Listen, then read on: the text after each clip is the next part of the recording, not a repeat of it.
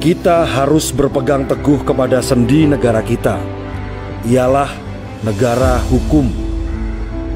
Bertindak secara jujur dan objektif, serta menjauhkan diri dari kepentingan atau keinginan sendiri.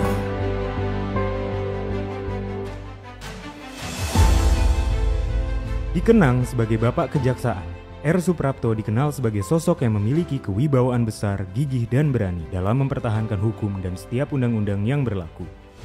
Selama bertugas, Suprapto selalu memegang prinsip keadilan, keyakinan, dan kejujuran. Namun, prinsip tersebut seringkali membuat Suprapto harus berlawanan dan berseberangan dengan berbagai petinggi negara, seperti menolak perintah Soekarno untuk menindak Mochtar Lubis selaku penanggung jawab harian Indonesia Raya, yang saat itu dituduh menjelekkan nama baik Bung Karno saat pernikahannya dengan Hartini. Keberaniannya juga terlihat saat ia harus menahan mantan atasannya Jody Gondokusumo selaku Menteri Kehakiman periode 1953 sampai dengan 1955 terkait kasus korupsi.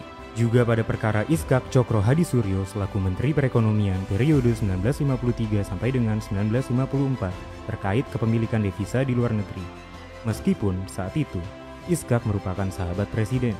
Keberanian dan kegigihan Suprapto paling terlihat ketika seorang jaksa harus menindak sahabat seorang panglima. Mendengar kasus tersebut, sang panglima kemudian mengeluarkan surat perintah untuk menahan jaksa itu. Namun, saat Suprapto mendengar insiden itu, ia langsung menyambut mayor yang ditugaskan untuk menahan jaksa yang bersangkutan dengan pistol di atas meja, dan kemudian ia mempersilahkan sang mayor untuk menjalankan tugasnya. Dengan satu syarat, sang mayor harus melangkahi mayatnya terlebih dahulu. Suprapto yang gigih dan bergeming meskipun harus bersih tegang dengan pemerintah, nampaknya bisa menjadi salah satu bukti bahwa kejaksaan akan selalu berani dan tidak pandang bulu demi terlaksananya penegakan hukum dan keadilan.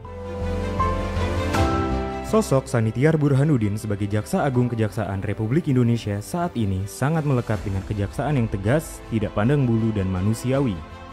Keadilan itu tidak ada di dalam KUHP, tidak ada di dalam KUHP. Keadilan itu adalah ada di dalam kehidupan masyarakat yang berkembang di situ.